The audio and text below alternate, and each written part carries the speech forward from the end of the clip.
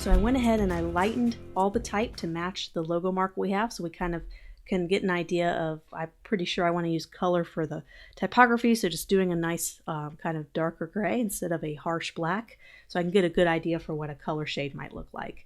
So right now we're just using Railway typeface this entire time. We haven't even gotten to the idea of font pairing or using two different typefaces yet. So what I did is I copied all of these and I put it in another document so I have that saved. So if I ever wanted to go back and refer to these original ones, I can, because now we're going to look into different typefaces. So now we're just using Railway, and let's go ahead and reduce all of these because it's kind of crazy to change all of these up. Let's eliminate ones we don't think are strong. So I think there's not enough contrast and the weight is way too thin here on this upper right. If I zoom out on this upper right, see right there, it's really hard to make out that type. So let's go ahead and eliminate that as an option. I remember saying this was pretty strong, so let's keep him. We're going to keep him. I think the bottom right is really strong. I think there's not enough spacing here between the characters, and since it's all uppercase and it's also tight spacing, it makes it look almost angry, or give it a more aggressive kind of styling. So I'm actually going to eliminate that one as well. I think the dividing line, we have this really nice, simple, clean icon. I don't think we need a dividing line because I think it's pretty clear the division between the type and the logo mark. So I'm just going to eliminate that as an option. I think this one's might be too horizontal. It might take up too much space to the right. Of course, we can always have a vertical and a horizontal version of the logo. I might keep him around just as an option. I'm just going to kind of tuck him away. And other options. I think we need to probably have more emphasis on Pacific rather than calm because we do have the wave and we're tying it back to the ocean. So I think the ocean and the wave, so I think the word Pacific needs to probably be the one that's bold as opposed to calm, because calm, we don't want to have that be a big angry word either. We want to have that be soft and small with lots of big spacing between it. So I'm going to eliminate that as an option. And I have all these saved, so if I delete it, it's not a big deal. I think this looks good. I really like that smaller calm there. So that's going to hang around. And I think there's not enough contrast between the lettering here. I'm just going to go ahead and eliminate that. I'm not a big fan of that one. I think the lowercase, it doesn't make it a really strong Pacific calm. It kind of wimpy. I know lowercase can be used as softness, but I'm just not really feeling, since this type is standing all alone in space, it probably needs to be capital, just in this case, not always. And so here we are. We only have 3 left. That'll make it easy to find different typefaces. So here's the 3 we're going to find different typefaces for. So you see how quick this whole process has been. It's been about 10 minutes, and we're already making some great progress with our typography. So let's find a really good typeface. We're going to keep those up top. And here we are. We're going to go ahead and scroll through and get a good idea for what type of typeface we want to go for. And so this is where we need to decide, do we want to have a serif typeface or a sans serif typeface? So serifs obviously are great for high-end, elegant brands. They can also look dated if they're used improperly. Sans serifs are modern, they're clean, very contemporary. So it depends. This is where we're going to figure it out. So let's figure that out. Let's pick a few serif typefaces, kind of see what we're thinking of, kind of see how that looks. Okay, so here's some serif typefaces. Let's try a couple more because I'm not really feeling the serif typefaces.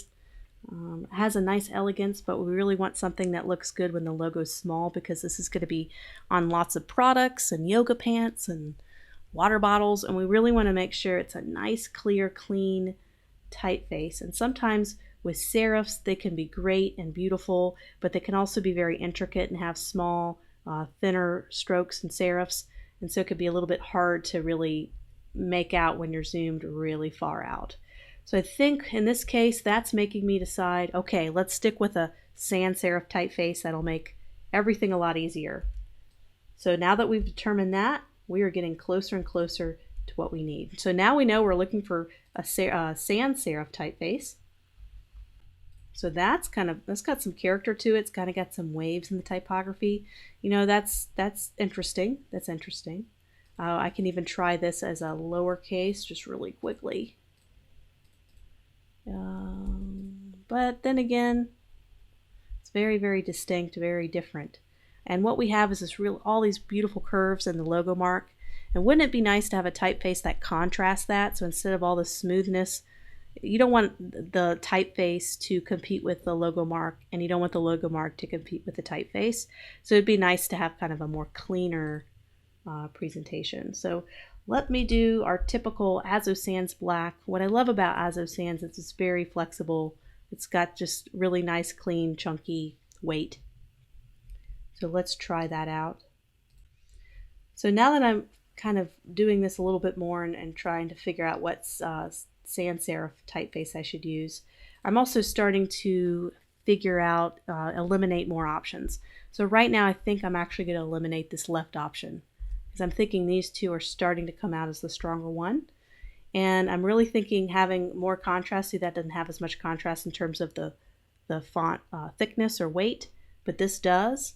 So I'm more and more, I'm starting to whittle this down and starting to really focus on this one a little bit more. But I'm not going to eliminate that quite yet. Let's try a different sans serif typeface.